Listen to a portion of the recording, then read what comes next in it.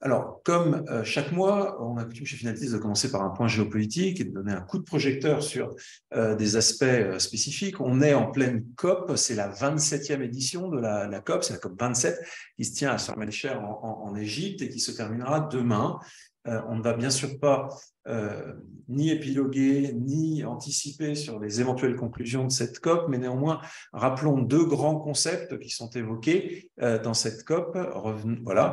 Donc, la notion de pertes et dommages qui vise en fait à définir sur la base de la prise de conscience de dégâts irréversibles liés au changement climatique, de besoin d'abord les limiter, on y reviendra, c'est le sujet des objectifs visant à atténuer les effets de réchauffement climatique, si possible de les réduire. Mais en tout cas, le principe de prendre en compte les pertes liées au changement climatique et de les compenser, au moins financièrement, pour ceux qui les subissent le plus fortement. Alors, ce qui a été décidé en 2020, c'est une centaine de milliards de dollars mobilisés par an par les pays les plus riches pour compenser les effets de ce réchauffement climatique, essentiellement auprès des pays les plus pauvres. Et si on regarde en 2022, pour l'instant, ce qui a été mobilisé, c'est quand même une somme très importante, mais ce n'est pas 100 milliards, c'est 83 milliards. Il faut voir que c'est très en deçà de ce que des coûts annuels qui ont été estimés, puisqu'on est pratiquement à 600 milliards de dollars de coûts du réchauffement climatique estimés chaque année jusqu'à 2030, et on atteindrait, selon les études actuelles, 1700 milliards de coûts annuels en 2050. Bon.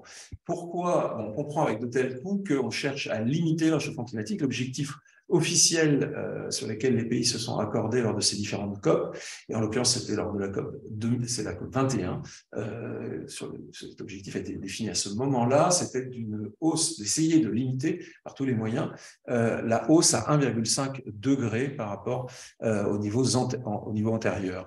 Et vraisemblablement, aujourd'hui, les estimations scientifiques sont que nous avons une chance sur deux de dépasser 1,5 degré d'accroissement de température d'ici 9 ans, donc très prochainement, et qu'on a une chance sur deux de dépasser 2% d'accroissement de la température d'ici 34 ans.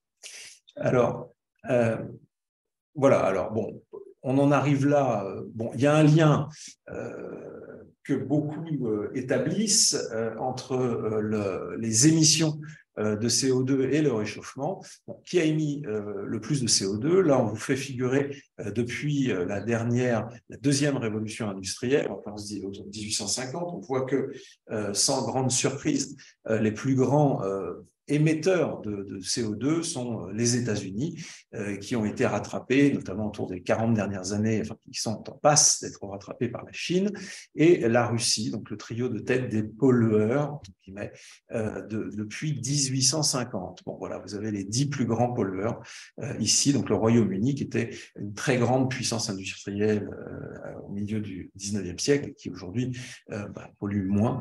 On le voit. L'Inde figure dans ce classement. Pourquoi? Parce qu'elle est en voie de rattrapage. Si on regarde sur le transparent suivant, ça, c'est sur l'année 2021. Donc, la Chine est de loin aujourd'hui le plus grand pollueur. C'est normal, c'est normal. C'est pas incohérent, en tout cas, puisque c'est le premier producteur au monde de biens.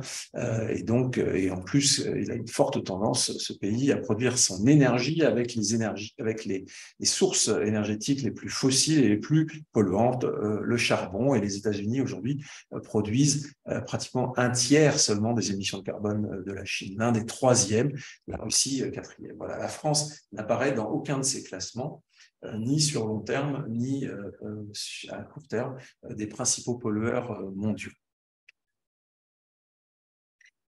Alors, les émissions de CO2, depuis que les COP existent, donc la COP 1, c'était Berlin en 1995, eh bien, on avait un niveau d'émissions de CO2 qui était à peu près la moitié, un peu moins de la moitié de ce qu'on a eu l'année dernière. Puis on a connu 50% de hausse en 27 ans, malgré un certain nombre d'efforts, et on voit que l'effet des crises, et en tout cas du point de vue de l'émission de CO2 relativement positif.